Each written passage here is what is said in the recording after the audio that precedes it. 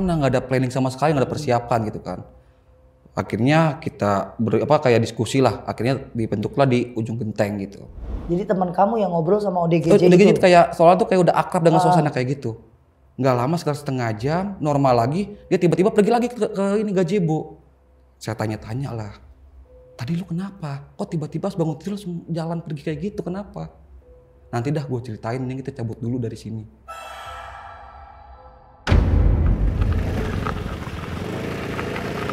Hujan, saya mutusin untuk neduh. Di situ tuh ada musola yang saya bilang tuh kayak sederhana banget ya, nggak terawat gitu kan, kayak emang jarang yang lalu lalang situ lah. Kita mutusin untuk neduh di situ teh. Awalnya kosong, nggak ada apa-apa, saya masuk lah. Saya buang air kecil, setelah selesai saya keluar buka pintu. Pas saya itu ada sosok ngadep belakangin saya, bajunya merah. Pas saya liatin tiba-tiba dia ngebalik ke saya, matanya merah, terus langsung dia ngomong, teman kamu yang rambut gondrong itu mirip mantan suami saya. Akan saya ajak. Karena saya kayak takut, apalagi kan teman saya ini kan emang bukan asli teman tongkrongannya, kayak baru diajak temennya lagi gitu. Saya ngerasa nggak bersalah gitu kan, kayak apaan sih, saya langsung lari nyamperin teman-teman saya yang sana kan. Akhirnya kita kayak ngerebus kopi air, bikin kopi buat ngopi kan di situ kan. Terus ngerebus mie juga, makan lah. Pas udah jadi dibangunin lah satu-satu yang lagi tidur itu. Si Fikri pas dibangun, kayak kaget dia teh. Ditanyakan sama teman saya namanya Gilang. Kenapa kok lu kayak ketakutan gitu ke si Fikri? Dia kan manggil si Gilang nih, kan.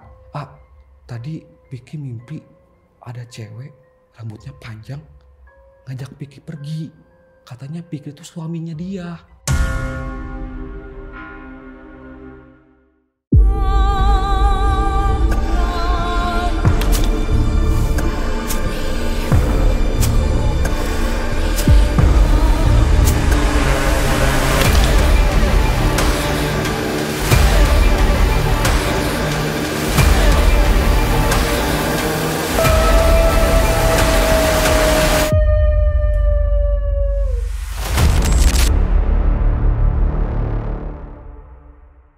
Assalamualaikum warahmatullahi wabarakatuh, sahabat mistis kumaha daramang.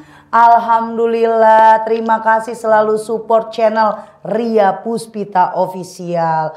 Buat kalian kita doakan semuanya semoga sehat walafiat, berkah berlimpah, lahir batinnya berkah, panjang rezekinya, panjang jodohnya. Nah buat kalian yang lagi sakit juga kita doakan biar Allah angkat penyakitnya, biar bisa aktivitas seperti sedia kala lagi. Yang lagi banyak rezekinya biar makin banyak sedekahnya. Yang lagi susah teh, seret banget tahun ini, bulan ini, biar Allah angkat rezeki kalian dari seluruh penjuru. Nah buat sahabat mistis, kali ini kita ada kedatangan narasumber. Kita kedatangan narasumber laki-laki, kita kenalan. Apakah dia punya cerita yang menurut kalian relate dengan, oh iya nih sama nih, gue juga pernah ngalamin kayak gini. Coba kita cerita, kita dengerin dia cerita, kita rangkum semua ceritanya. Semoga yang dia ceritain bisa jadi pembelajaran buat kita semua. Kita kenalan dulu ya, aku juga belum kenalan nih. Assalamualaikum. Waalaikumsalam. Boleh kenalan kakak ke sahabat mistis, siapa namanya, dari mana tinggalnya? Nama saya Imam dari Cibinong. Dari Cibinong, Oke. Kak Imam, siapapun yang datang ke sini pasti punya cerita yang menurut pengalaman kamu yang di mistisnya apa. Boleh kita berbagi cerita sama sahabat mistis? Yuk, mulai dari kapan kejadiannya?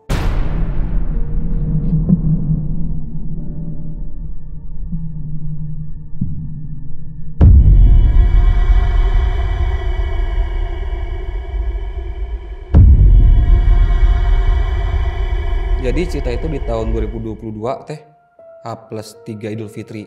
Awalnya tuh kita nggak ada planning untuk liburan kemana-mana gitu kan, di rumah aja. Pas lagi nongkrong itu tuh kopi tuh belum diminum sama sekali, temen datang. Langsung, kita liburan yuk kuy, ngajak gitu kan. Bingung, liburan kemana, nggak ada planning sama sekali, nggak ada persiapan gitu kan. Akhirnya kita kayak diskusi lah, akhirnya dibentuklah di ujung genteng gitu. Pas kita nyampe di perjalanan berangkat tuh nggak ada gangguan sama sekali. Tapi pas tengah malam sekitar jam 1 apa setengah 1 tuh waktu lagi mandang ke arah pantai itu ada air jatuh. Tuh pas dicium tuh bau busuk. Yang kedua tuh sama, nggak jauh dari itu tuh sekitar sejam. Saya lagi mandang-mandang ke laut gitu kan sambil gitar-gitaran, ngeliat ada 2 cewek manggil-manggil. Saya tanya ke teman saya yang tinggal saya, lu mah ngigo kali. Dia nggak ngeliat sama sekali, cuma saya doang ngeliat teh. Kamu aja yang Iya. ngeliat berarti. Terus yang pas siangnya teman saya tuh lagi tiduran tuh kayak di gazebo di ujung genteng itu tiduran. Tiba-tiba bangun tuh linglung dia. Pas linglung lihat kanan kiri tuh kayak nggak kenal siapa-siapa. Itu pas belum saya tanya ya. Dia tuh linglung tiba-tiba ngejauh. Langsung jalan ke nggak tahu kemana. Pas kita ikutin, pas nyampe di ruko situ tuh ada 3 orang ODGJ teh. Dia tuh kayak aktivitas lah, kayak lagi ngobrol, kayak gimana sih namanya ODGJ kan kayak gitu lah, pokoknya aneh lah. Kita tuh nggak percaya kayak dia tuh kayak gitu. Jadi teman kamu yang ngobrol sama ODGJ ODGJ itu? itu kayak soalnya tuh kayak udah akrab dengan suasana kayak gitu. Nggak lama sekitar setengah jam, normal lagi, dia tiba-tiba pergi lagi ke ini gazebo.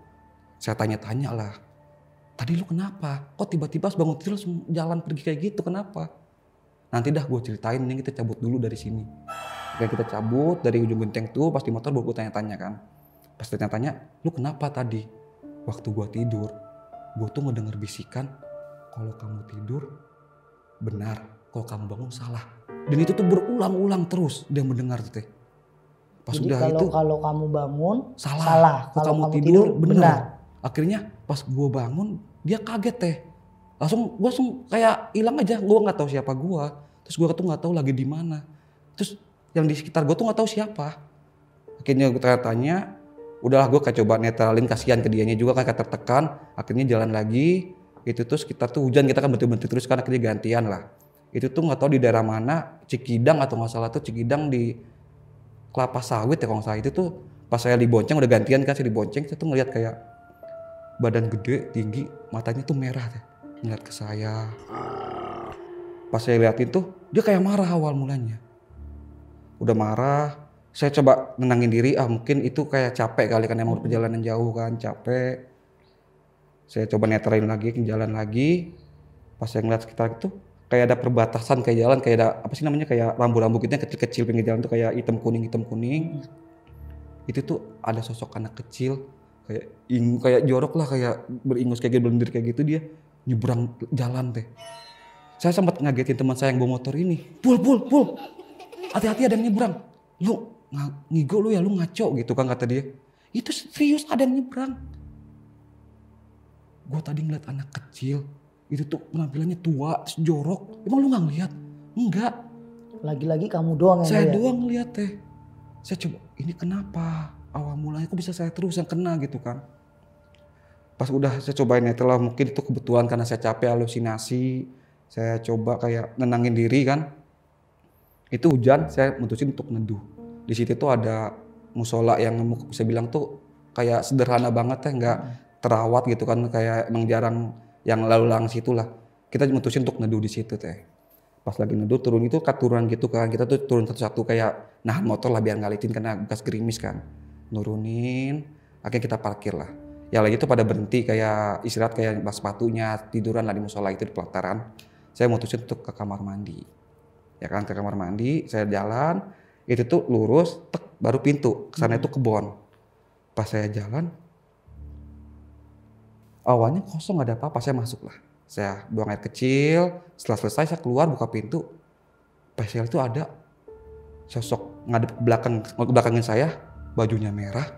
Pas saya liatin tiba-tiba dia ngebalik ke saya, matanya merah, terus langsung dia ngomong, teman kamu yang rambut gondrong itu mirip mantan suami saya. Akan saya ajak. Karena saya kayak takut, apalagi kan teman saya ini kan emang bukan asli teman tongkrongannya, kayak baru diajak temennya lagi gitu. Saya ngerasa nggak bersalah gitu kan, kayak apaan sih, saya langsung lari nyamperin teman-teman saya yang sana kan. Akhirnya kita kayak ngerebus kopi, air, bikin kopi buat ngopi kan di situ kan. Terus ngerebus mie juga, makan lah. Pas udah jadi dibangunin lah satu-satu yang lagi tidur itu. Si Pikri pas dibangun, kayak kaget dia teh. Ditanyakan sama teman saya namanya Gilang. Kenapa kok lu kayak ketakutan gitu ke si Pikri? Dia kan manggil si Gilang nih kan. Tadi Pikri mimpi ada cewek rambutnya panjang ngajak Pikri pergi. Katanya Pikri itu suaminya dia. Oke. Gitu. Terus kata Pikri nggak mau kan, Pikri lari, dia ngejar. Pas Agi bangunin, baru Pikri kaget. Ternyata ya mimpi. Saya nyimak kan dengan cerita dia kan, kok sama, kok relate. Waduh, ini kebetulan apa bener-bener ada sih gitu kan, emang kayak nyata gitu teh. Akhirnya udah kita coba cuek lagi, saya nggak ngasih tahu kalau saya tuh bener-bener kayak sama lah relate seperti yang mimpiin itu. Akhirnya kita ngopi lagi, di situ ngopi, makan mie juga. Setelah selesai itu kita bersih-bersih lah di musola itu, bersih-bersihin sampah-sampahnya, kita tong sampah, kita berangkat. Setelah berangkat itu ada kali sekitar jam 1:30 malam teh, dari perjalanan tuh nggak tahu di mana masih Cikidang juga. Saya tuh ngerasa itu tuh emang suasananya sunyi. Namanya malam kan 1:30 tuh sunyi. Awal mulanya saya nggak ngerasa ada pegangan apa-apa. Setelah keluar Cikidang itu akhirnya tanya sama teman-teman saya kan. Namanya Endang, dia udah almarhum juga teh, udah baru meninggal dia awal tahun kemarin. Innalillahi wa inna ilaihi. Dia nanya ke saya gini, "Le, tadi lu kenapa di jalan kayak goyang-goyang gitu?" Siapanya? Saya. Oh kamu? Iya, di motor goyang-goyang. Endang itu ngeliat kamu Iya, gitu? saya nggak ngerasa. Emang saya ngerasain kayak sunyi, adem. Saya tuh ngerasa itu tuh tempat saya loh. Saya emang kayak ngedenger gemelan musik, kayak suara-suara pernikahan gitu, deng kayak gendang. Saya kayak bang ngikutin, ya kan? Tapi saya nggak nyepil ke dia, saya nggak ngasih tahu ke dia. Kalau saya tuh ngalamin atau ngedenger suara kayak gitu. Ah masa sih? Serius Le? Tanya nih si Epul. Si Epul juga ngeliat lu, tapi kan emang kita tuh posisinya hujan, kita ngejar waktu juga kan ada beberapa tuh nggak pakai jas hujan juga teh. Kayak kita bener-bener kayak ngejar waktu, takutnya kemalaman gitu kan. Ngejar waktu, akhirnya saya nggak nanya kata dia. Pas di sini barulah kita nanyain ke lu gitu kan. Saya kasih tahu. Ah mungkin itu cuma bayangan lu doang kali, gue ngerasain apa-apa kok. Gue ngerasain seperti biasa aja, gue cuma ya dingin, namanya kita perjalanan di tengah gunung kayak gini kan. Nah udah itu tuh akhirnya si Gilang juga nyepil, ngasih tahu lah ke semuanya seperti awal mula kan. Sebenarnya tuh waktu gue bangun tuh, karena saya udah tahu kan cerita lagi dari awal semuanya kan, yang lainnya belum tahu kan, cuma saya doang diceritain. Jadi pas sebelum kita berenang di pantai itu tuh, waktu paginya kan kita mau berenang nih, mau mancing. Di situ tuh gue ngelihat ada kayak apa sih namanya, polis lain gitu teh yang bekas meninggal. Nah gue nanya lah ke warga setempat, kenapa Pak rame-rame, kata si Gilang. Ini ada yang meninggal tadi malam 2 orang cewek. Si Gilang ngasih tahu. Pas gue nanya tuh 2 orang meninggal cewek. Saya mikir, kok relate ya? Waktu di pinggir pantai ada yang ngajak gue juga 2 cewek. Sedangkan si Epul ini tuh nggak ngelihat kok saya doang. Sama si Gilang ini loh yang bisa dibilang ditunjukin lah korbannya gitu kan. Yang lainnya pada ketakutan. Wah yang bener lu lah, jangan ngada-ngada. Kata si Gilang, iya gue bener, gue ngapain bohong, gue tadinya mau cerita ke kalian. Berhubung kita belum keluar, ya gue nggak berani lah, takutnya kalian parno di jalan, ngeri, apalagi perjalanan malam gitu kan. Akhirnya gue ceritain lah di sini semua. Akhirnya udah beres cerita, kita mutusin buat jalan lagi teh, buat pulang. Itu tuh pas posisi pulang tuh nyampe rumah tuh sekitar 5:30 teh. Pagi apa sore? Pagi itu kan, malam kan 5:30, kita tuh nyampe rumah. Saya nyampe di gang saya teh, saya itu ngerasa asing dengan daerah sekitar rumah saya. Dari gang sampai rumah itu saya ngerasa asing. Padahal saya tuh lahir di situ teh. Saya digedein di situ sama orang tua saya, tapi saya ngerasa asing. Saya nggak kenal dengan tempat kok. Saya tuh kayak awal mula seperti baru datang. Saya ngeliat kiri kanan, kayak saya tuh baru pertama loh di sini. Kayak baru nginjek satu tempat itu. Iya, padahal gitu saya ya? tuh besar di situ, di kampung saya ini, di Cibinong ini. Saya penasaran kok saya ngerasa asing, kenapa gitu kan. Oke, saya nyampe rumah lah, saya bersih-bersih, saya mandi, saya selonjoran lah di kasur kan sambil main handphone. Akhirnya itu saya ketiduran teh. Saya ketiduran, di dalam mimpi itu saya mimpi ketemu kakek-kakek pakai sorban putih, terus di sini tuh kayak batik gitu kepalanya. Dia tuh bawa harimau, anak harimau kecil seininya dia lah, berdiri. Dia ngebalik, kakek pulang dulu ya, jaga diri kamu baik-baik, kamu sekarang sudah aman. Pas setelah saya bangun, baru saya kayak ngerasa, ya ini tuh saya gitu. Oh ini rumah saya, kamar saya. Ya Allah, saya tuh ngerasa, oh saya di mana, saya siapa gitu, kayak kok asing. Taunya awal mulanya tuh saya kan sebelum ke pantai itu teh, sebenarnya saya tuh ziarah dulu ke makam kakek saya. Oh di daerah mana itu? Di daerahnya Lindung, Sukabumi. Oh. Saya ziarah, saya seperti biasa, saya bersih-bersih dulu kan, dia bersih-bersih makam, nyabutin rumput-rumput. Saya berdoa, Pas saya berdoa itu teh, saya tuh ngerasa ada yang ngelus kepala saya. Ada yang ngusap. Ngusap. Awal mulanya saya mau ngasih tahu ke bapak saya. Tapi kata dalam hati saya tuh kayak simpan sendiri aja, nggak usah kasih tahu siapa. So, kayak saling tanya jawab teh. Hati saya tuh kayak gimana? Ngasih tahu ya, jangan. Ini nggak mau simpan aja, kayak ngedumel sendiri lah gitu, kayak ngejawab sendiri gitu, kayak bicara gitu. Akhirnya saya simpan lah. Setelah saya pikir-pikir, apakah ini almarhum kakek saya yang ngebantuin saya, yang kayak ngelindungin saya lah dari beberapa masalah yang terjadi di perjalanan dan di pantai itu. Akhirnya saya coba neterin diri lagi, saya cuci muka, saya megang handphone. Saya dapat chat dari si Gilang. Mam, kesini. Si Fikri nggak mau pulang sebelum dia dinetralisir, ngomong kayak gitu. Loh kenapa? Tadi pagi dia pas tidur dimimpin lagi sama cewek yang pakai baju merah itu katanya. Lu kesini buruan. Ya udah, ntar gue prepare, gue kesana. Akhirnya saya bersih-bersih, saya makan, akhirnya saya ke rumah Gilang lagi. Saya tanya lagi kan, nampil di rumah Gilang, saya tanya. Pik, itu gimana ceritanya? Kok lu bisa dimimpin lagi? Ya Piki kecapean, kata dia gitu kan. Abis makan, Piki tidur. Itu tuh Piki ngerasa kayak di perkampungan, kayak atapnya itu kayak daun-daun kering gitu. Di situ tuh banyak kalau bapak kayak pakai baju ketekan gitu, pakai baju zaman dulu, pakai daun kayak batik-batik gitu, kayak celana pendek kayak gini. Nah itu tuh Piki tuh ngelihat ada orang bawa bapak mukanya mirip banget kayak Fikri. Itu tuh dia lagi disiksa, dipecut, dipukulin. Nah di pinggirnya itu ada cewek, yang cewek baju merah itu. Terus Piki tanya kan, itu kenapa? Dia yang nggak bayar umpeti atau apa gitu, saya lupa karena udah lama juga kan. Dia udah nggak bayar umpeti makanya disiksa, kamu jangan sampai kayak gitu. Ngasih tahu ke si Fikri. Duh, ini Fikri mimpi apa emang ini kayak asli nyata, loh ceritanya gitu. Nyata. Ini di mana? Ditanya kayak mau Fikri kan. Ini di Kerta Angsana kata dia gitu kan. Setelah itu kan, kita sepil bareng-bareng Kerta Angsana. Ternyata Kerta Angsana itu emang ada di daerah Cikidang, itu emang ada kerajaan Kerta Angsana pas zaman dulu itu teh. Akhirnya mungkin seperti itu. Berarti mimpi si Fikri terus dengan apa yang saya alami di musola itu, yang cewek itu mungkin bisa dibilang sosok yang sama dengan cerita yang di Fikri di mimpi itu, yang suaminya dipukulin sampai mati, jadi dipecutin.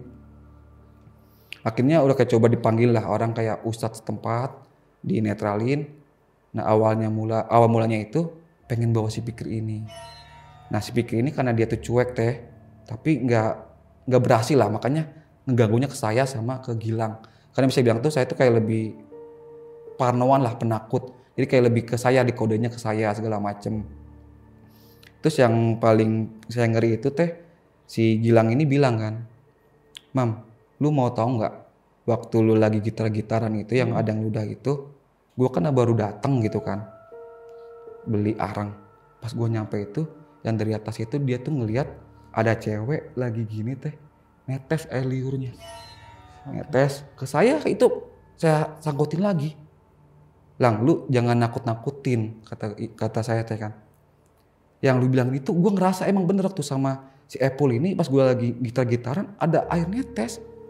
Iya itu pas gue nyampe itu gue langsung berhenti ngelihat air liur netes, ceweknya netes, itu pas banget di bawah lu, di atas lu di bawahnya. Terus itu bisa dibilang air liur kuntilanak dong. Yang kamu bilang bau busuk teh itu. Terus lu mau tahu nggak sebenarnya waktu lu tidur itu habis gitar itu, gue juga ngelihat si cewek yang dua ini. Jadi pun sama, dia lagi ngelamun juga, kadang nggak bisa tidur, dipanggil juga sama. Dipanggil sama dua cewek yang ini teh. Terus kata gue, gimana Lang jadinya? Kalau gue sih, gue ngerasa udah aman-aman aja. Kalau untuk segi lu sendiri gimana, kata saya kan teh. Kalau gue sih aman-amannya, gue khawatir Fikri doang nih. Karena Fikri kan kayak dipaksa lah, kayak mau dibawa. Dia tuh ngerasa itu suaminya dia. Tapi ntar kita panggil dulu aja lah Bang Pendi gitu kan. Dia tuh kayak, bisa bilang kayak ustadz daerah situ. Pas Bang Pendi datang, kayaknya diobatin, dibersihin. ternyata emang benar si cewek ini tuh ikut sampai rumahnya si Gilang ini kan. Gilang sama Fikri ini kan saudara juga teh. Iya. Ikut, bahkan bisa dibilang tuh kayak mau bawa si Fikri lah. Kalau kata Bang Benny saya nggak ngerti, dia tuh bawa bahasa tuh kayak, kan manusia tuh ada 7 sukma atau gimana, satu sukma Fikri itu ketinggalan di sana, dibawa sama dia. Kayak ngobatin rindunya si cewek ini gitu teh. Karena mirip si suaminya. Mirip dulu ya. suaminya gitu kan. Nah cobalah kayak coba ditarik, di situ tuh kan si Fikri tuh, dia kayak sempet kayak orang lindung tuh kayak si Gilang gitu pas lagi nongkrong. Ngerasain kayak, awalnya yang sempet cerita pas Bang Benny diobatin, dia kayak orang, tanda kutip maaf kayak orang PA gitu teh, kayak ngeliat suasana tuh, terus dia muntah-muntah juga. Kayak gimana sih, kayak nggak tega aja ngeliatnya teh. Akhirnya pas udah ini, dia kayak coba netralin, dia sadar, udah kayak hal biasa aja, kayak biasa lagi kayak si Fikri yang kita kenal, santai, relate gitu kan. Dia netralinnya gimana itu kayak Imam? Itu tuh dia tuh kayak baca apa gitu, saya nggak tahu, emang dia baca gitu kan. Dia baca kayak ada air, terus dikasih ke si Fikri, diminum, Fikri tuh langsung muntah. Udah kayak gitu netral. Terus saya juga kayak coba di netral kan katanya, oh kalau Bang Imam ini kebetulan emang ada bisa bilang tuh kakek itu dulu orang bisa. Soalnya kan singkat cerita apa kayak fun fact-nya itu teh, dulu tuh bapak pernah cerita kan, waktu di ladang tuh dulu si kakek ini tuh ada 5 anak harimau nyamperin dia kayak minta makan gitu. Tapi sama teteh sama kakek saya tuh diabain teh. Karena nggak tega dibawalah satu. Nah itu mungkin tuh salah satunya, mungkin itu yang di dalam mimpi saya ada relate-nya teh. Terus ada lagi yang beberapa tuh kayak di perjalanan itu yang nggak saya sepil tuh, saya tuh ngedengar teriakan gitu kan, kamu mati di sini tuh, kayak saya tuh nggak berani nyepil macam-macam tuh, itu kayak selalu terbayang-bayang suara itu tuh. Sampai sekarang pun kayak saya parno, saya nggak mau ke pantai itu di situ karena kayak ngeganggu pikiran saya. Keinget terus. Itu posisi hujan, kita tuh yang awal normal tuh bisa 3 jam tuh nyampe dari Sukabumi ke Ujung Genteng tuh, itu tuh saya bisa 6 jam teh. Karena berhenti karena emang medannya tuh, jalan tuh gelap, hanya kabut-kabut doang. Saya tuh kayak dipanggil, kamu mati di sini. Itu tuh kayak suara jeritan. Jadi kayak suara panggilan itu tuh kayak saling jawab-jawaban. Dia ngomong, kamu mati di sini, dan dia itu suara cewek, dan suara yang teriakan itu sama nyaru. Kamu mati di sini gitu. Ya, kayak histeris lah gitu, kayak angin teriak kayak dia gitu. Iya. Tapi kamu nggak ngelihat orangnya? Saya nggak ngelihat, tapi saya cuma dengar suara-suara doang. Kayak saya coba, kayak saya kan bisa bilang kayak seneng dengan hal kayak gitu, kayak observasi. Saya cari kayak di Google, itu tuh emang dulu tuh kayak di itu tuh ya ada beberapa korban paksa teh katanya tuh yang kerja rodi di sana, yang itu tuh meninggal di sana, itu beberapa. Mungkin gentayangan, mungkin rohnya gitu kan. Kayak Romusa gitu. Kayak Romusa mungkin zaman dulu kayak gitu. Terus ada beberapa tuh kayak nenek-nenek tuh teh, itu tuh logikanya kan dia tuh, saya tuh di motor kan, walaupun cuma 40 atau 50 di motor tuh, yang teman saya nggak tahu, itu cuma saya doang yang nyimpen. Saya tuh di motor, awal mulanya gini, ngelihat kanan kiri itu pas gini ada wujud nenek-nenek, matanya itu udah kayak copot sebelah, darah semua di sini teh. Kaget, saya mau teriak tapi takut ngeganggu dia. Saya coba tenangin. Gak lama dari situ tuh tanjakan belokan gini teh. Tiba-tiba motor mati. Motor kamu atau motor yang? Motor yang saya bonceng, motor yang saya kendarain, tapi saya dibonceng posisi itu. Posisinya itu tuh motor terbaru R15, tapi bisa mati. Sedangkan motor Pino sama Beat itu kuat nanjak. Wah, awalnya saya mau ngasih tahu ke si Apple kan, karena saya ngeliat si sosok ini. Saya ragu-ragu. Saya udah sampai jalan dah. Sampai jalan, kayak bantuin dorongin, kan tanjakan saya dorongin. Saya tuh kayak berat. Si Apple tuh lama makin jauh dari saya. Saya kayak berat banget jalan. Pas saya ngeliat ke kanan, saya tuh ngeliat makhluk teh, kepalanya itu kayak ngebalik.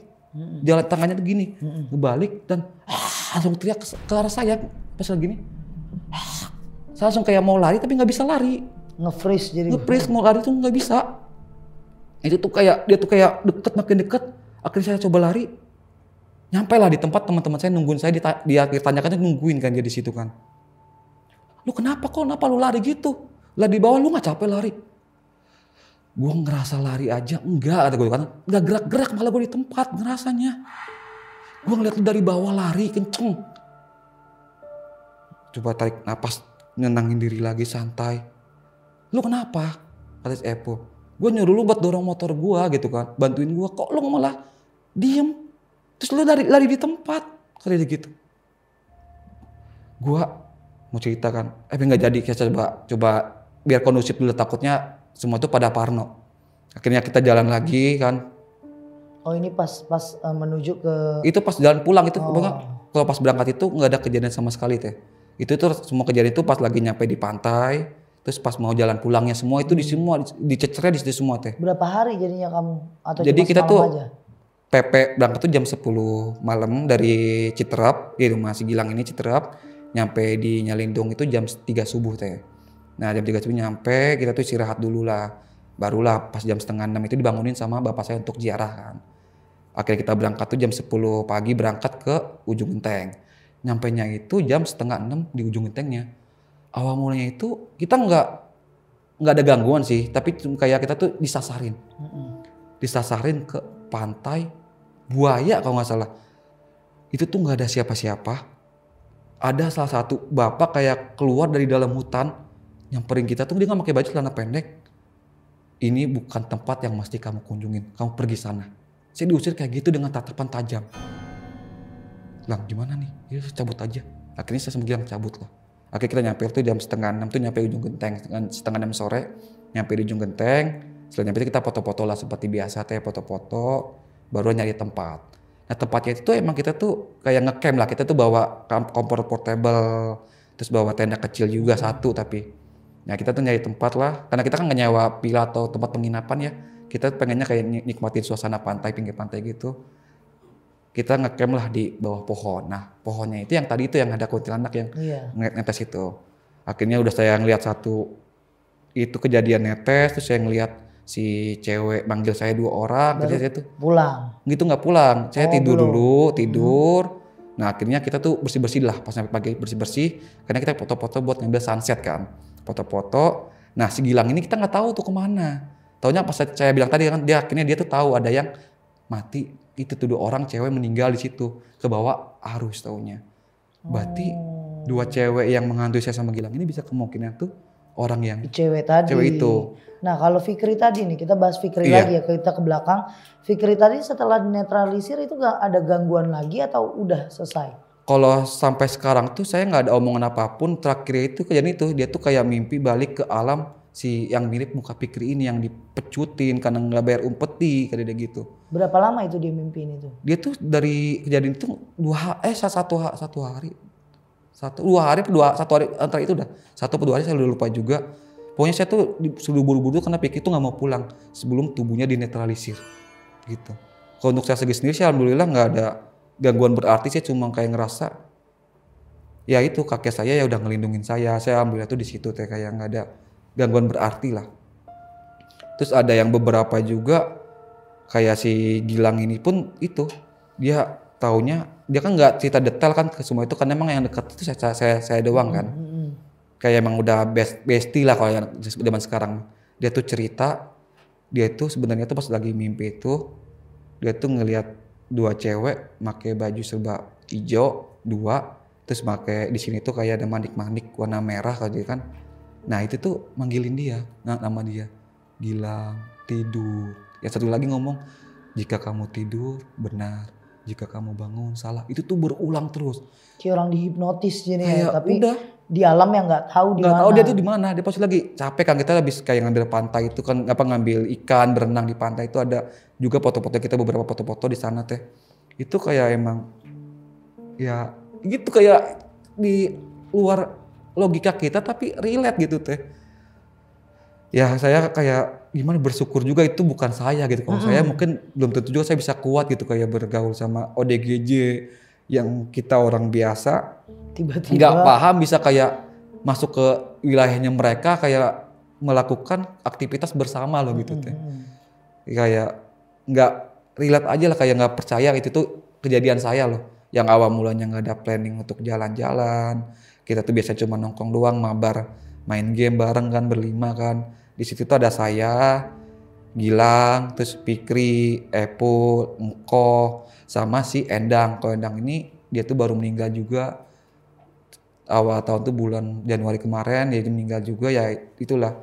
Saya terakhir juga itu yang dia bilang saya ngelihat lagi goyang-goyang di motor itu sama dia juga.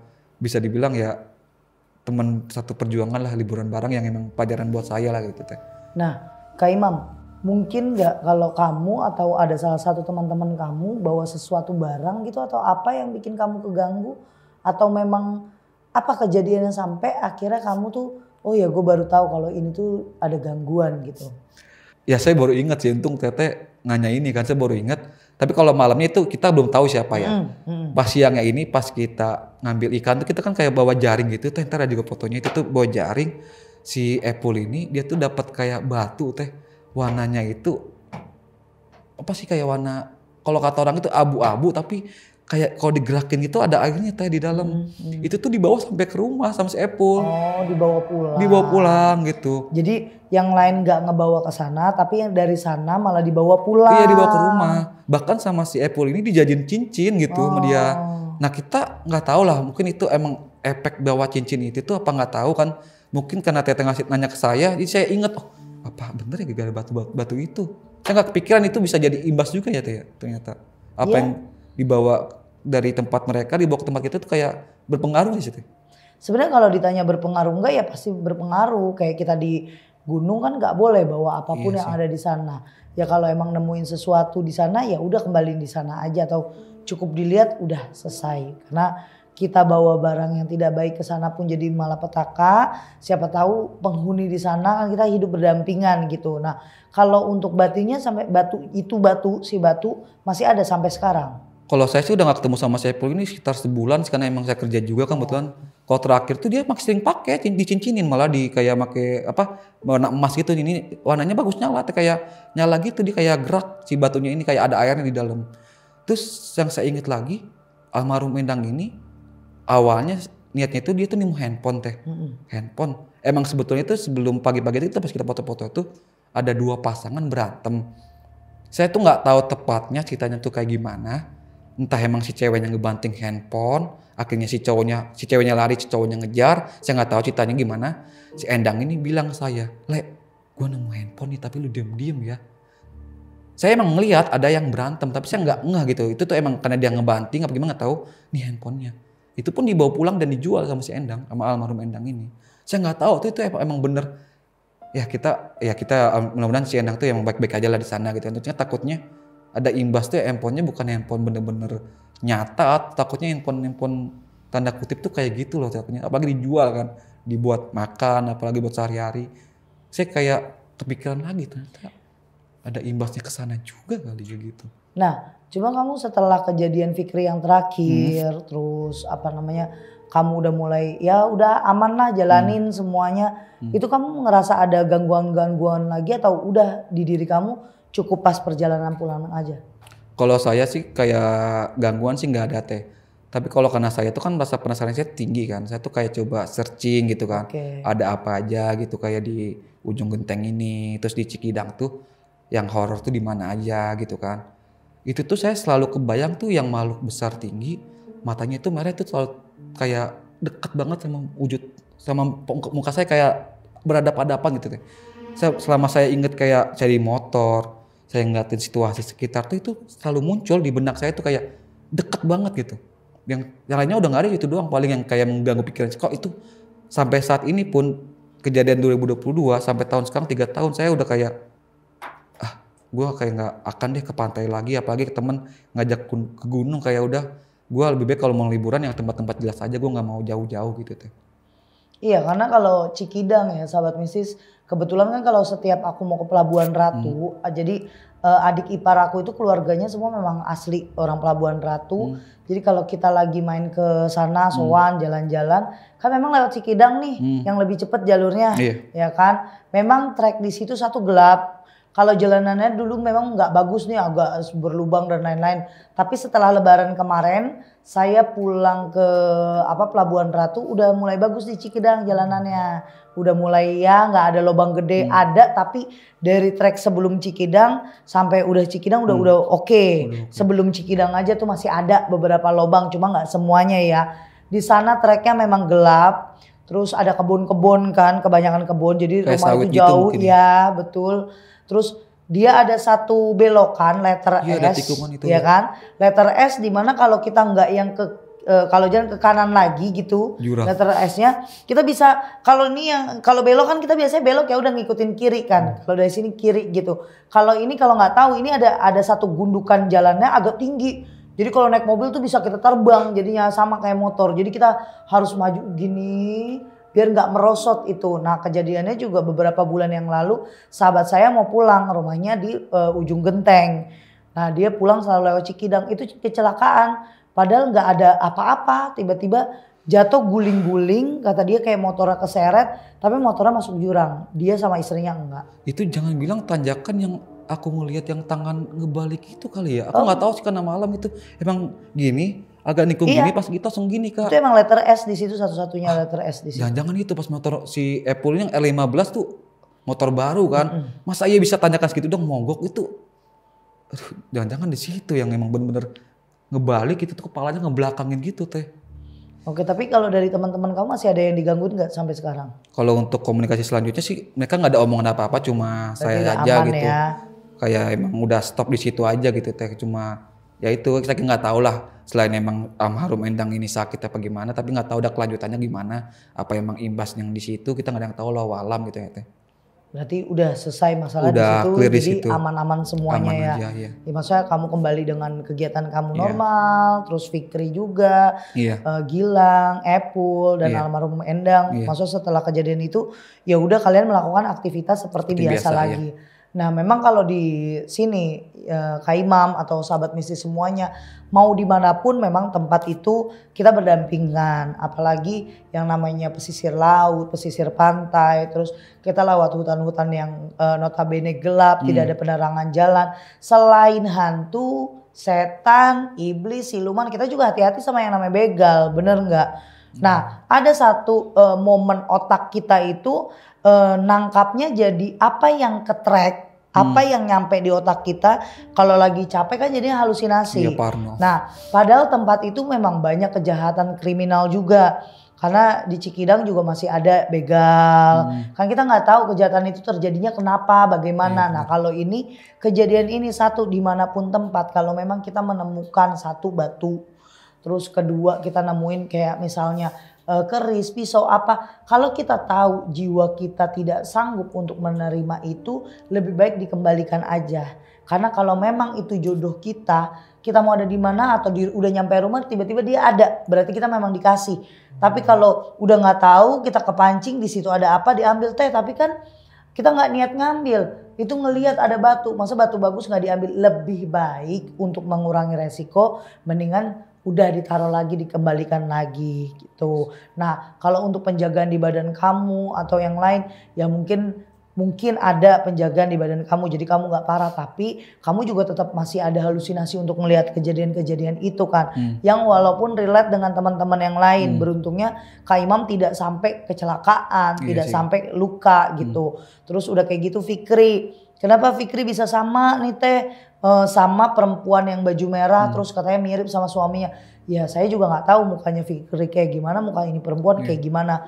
Mungkin ya tujuan dia mau gangguin Fikri tapi dengan alih cerita, karena yang namanya setan bisa memanipulasi berita. Jadi kayak mau ngajak kalian, saya itu dan kamu satu turunan atau kamu keturunan kami atau kamu bakalan diutus jadi penguasa di sini. Padahal ujung-ujungnya kita maut juga, mati-mati juga, ibarat kecelakaan juga.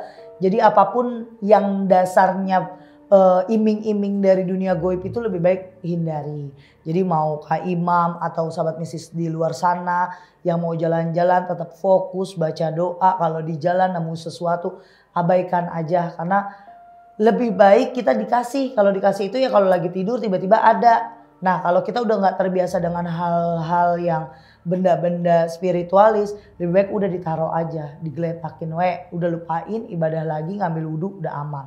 Terima kasih Kak Imam untuk ceritanya. Semoga Kak Imam, teman-teman semua sehat, nggak ada lagi gangguan-gangguan lain, tidak ada lagi masalah kayak gini. Biar Kak Imam juga kalau pergi ke pantai kemana pun nggak ada rasa cemas dan khawatir lagi. Nah Kak Imam, aku mau kasih satu hal nih, kasih sesuatu yang Kayaknya kalau di luar sana kayak kamu punya kejadian temen kamu tiba-tiba kayak berhalusinasi atau ngerasa dirinya diikuti sesuatu yang menurut dia itu hal goib. Nah ini bisa jadi penetralan. Ini namanya garam ruqyah tehria. Ini komposisinya telah saya ruqyah dengan beberapa ayat-ayat suci Al-Quran. Dan di sini ada manfaat yang terkandung dari garam ruqyah ini. Satu, untuk menangkal ilmu sihir, untuk rezeki sulit karena sihir, bisa membuang aura-aura negatif, terus menambah aura positif di badanmu atau temenmu, terus bisa pemagaran rumah tinggal, pemagaran tempat usaha untuk pembersihan penyakit dari sihir. Jadi ini Kak Imam dan sahabat mistis bisa digunakan dalam waktu kalau kalian kepepet cuma pakai ember sama bak aja nih. Kayak di rumah cuma punyanya ember sama bak. Tuang aja 3 atau 5 sendok makan. Terus kasih air hangat. Baca bismillah langsung dimandiin. Tapi kalau kalian aku mau berendam. Pakai betap. Itu cara penggunaannya gimana? Tuang sampai setengah komposisi di sini. Setengah plastik ini dituang ke betap. Pakai air hangat. Baca bismillah udah. Netralin. Kalau kalian kakinya suka tiba-tiba kebas, ini boleh 3-5 sendok makan, tuangin ke air hangat atau lebih ke panas lagi airnya. Jadi hangatnya bukan kuku, agak nyelekit dikit. Nah kasih aja 3 sendok lagi pakai minyak tanah. Kalian rendam, kadang-kadang ada kaki yang kebas, gatel, sakit, boleh dibantu. Nah kalau untuk tempat usaha, taruh aja di mangkok, nanti ditaburin di setiap sudut-sudut rumah. Sambil baca apa teh? Sholawat. Allahumma sholli ala Sayyidina Muhammad wa ala ali Sayyidina Muhammad. Jadi garam ruqyah tehria tidak hanya dengan unggulan satu manfaat, tapi banyak beragam manfaat. Jadi kalian kalau mau order garam ruqyah tehria kayak kamu Kak Imam, cek langsung di sini, klik aja. Di sini ada atau di beberapa toko online shop. Saya menyebutin namanya nih. Udah mau keceplosan. Terima kasih buat sahabat mistis. Terima kasih Kak Imam. Nanti aku kasih ini. Siapa tahu ada guna di rumah. Takut ada keluarga. Takut ada temen ya. Buat sahabat mistis semuanya terima kasih untuk supportnya. Semoga pengalaman yang terjadi di Kak Imam. Ada kalian pernah ngerasain. Atau lagi nih teh baru semalam. Jalan-jalan bla bla bla bla bla. Bisa jadi pelajaran kalau mungkin temennya tanyain yang pada bareng kalian ada nggak bawa sesuatu atau ada nggak ngambil sesuatu. Nah di situ bisa jadi benang merahnya atau garis besarnya. Oke, buat sahabat misi semuanya yang mau konsultasi penanganan ngundang aku untuk pengobatan, hubungi adminku, ada admin Ririn, ada admin Sasi. Nah dan buat kalian yang mau jadi narasumber, cerita kalian mau aku bawain karena kalian mau identitas atau biodata kalian secret, ada di sini juga nomor adminnya. Oke, nah buat kalian semuanya terima kasih sudah selalu support, selalu nontonin, komen, kasih teh coba collab sama ini sama ini. Siapa tahu itu doa juga buat saya akhirnya saya bisa collab. Terima kasih Kak Imam, terima kasih sahabat mistis, selalu sehat, berkah dan assalamualaikum warahmatullahi wabarakatuh.